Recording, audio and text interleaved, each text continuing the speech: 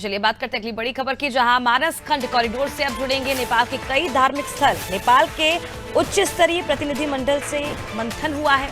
मानस खंड corridor circuit से नेपाल के काफी करीब है। धार्मिक स्थलों को जोड़ने पर भी चर्चा की गई है। उत्तराखंड के साथ नेपाल के पर्यटन को भी मजबूती मिलेगी। चलिए ज्यादा जानकारी की एक बार फिर रुख करते हैं संवाददाता सोनू सिंह की ओर।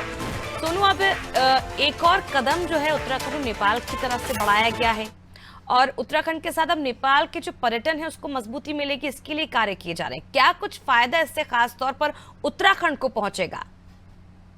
अब देखिए, दोनों ही मित्र राष्ट्र हैं और ऐसे में ये भी हम कहते हैं और ये आम सामान्य भाषा में कहा जाता है कि रोटी बेटी वाला जो रिश्ता है वो नेपाल के साथ उत्तराखंड का है और उत्तराखंड की सीमाओं से जो है वो नेपाल लगा हुआ है। लिहाजा ऐसे में तमाम ऐसी गतिविधियों को बढ़ाने की कोशिश की जा रही है जिनसे नेपाल की, उत्तराखंड की आर्थिकी मजबूत होगी और आपसी भाईचारा और ज्यादा स्ट्रांग होगा। हालांकि कई अपडेट्स जो हैं पहले हमने अपने दर्शकों को पहुंचाए हैं। जब सीमा पर उत्तराखंड के धारचूला में जब पुस्ता बनाया जा रहा था तो नेपाल की ओर से पथराव किया गया कई बार और पथराव के बाद दोनों ही राष्ट्र की, चाहे उत्तराखंड हो यानी भारत के और नेपाल के जो प्रशासनिक अधिकारी हैं, स्थानीय अधिकारियों ने बैठकर बातचीत की, कई दौर की वार्ता हुई और वार्ता के बाद जो है इस पर समाधान निकालने की कोशिश की। तो जो सीमा पर विवाद की बातें सामने आती हैं ये ना हो।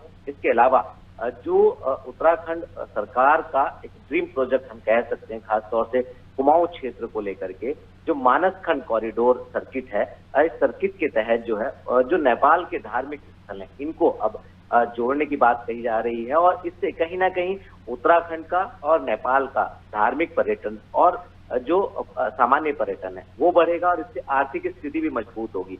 तो नेपाल के उच्च स्तरीय जो प्रतिनिधि मंडल है उसने जब मुख्यमंत्री और उत्तराखंड सरकार के तमाम पदाधिकारियों के साथ चर्चा की तो मुख्यमंत्री ने इस बात का सुझाव दिया, इस पर बातचीत हुई, चर्चा हुई कि आने वाले समय में नेपाल और उत्तराखंड के जो धार्मिक स्थल है इनको एक दूसरे से जोड़ा जाए। इसके तहत जो आवाजाही है वो बढ़ेगी, आर्थिक स्थिति मजबूत होगी और सामान्य पर्यटन के साथ साथ धार्मिक पर्यटन में भी कहीं ना कहीं इजाफा होगा। तो इससे आर्थिक स्थिति मजबूत होने से कहीं ना कहीं दोनों राष्ट्रों को ही फायदा होगा। बिल्कुल, इससे कहीं ना कहीं दोनों राष्ट्र को फायदा होगा, जिसे लेकर ये जो पहल है वो की गई है सरकारों की ओर से। अब देखिए किस तरह से मानसखंड कॉरिडोर से नेपाल के जो धार्मिक स्थल हैं उन्हें जोड़ा जाएगा। नेपाल के उच्च स्तरीय प्रतिनिधि मंडल से इसे लेकर बातचीत भी हो चुकी है, इस पर विचार भी किया गया है। अब इसे अमल में कब तक लाया जाएगा, कब तक ये प्रोसेस शुरू होगा, इसके लिए अब दोनों ही दोषियों को इंतजार करना पड़ेगा। उत्तराखंड के साथ नेपाल के पर्यटन को भी अब मजबूती मिलेगी।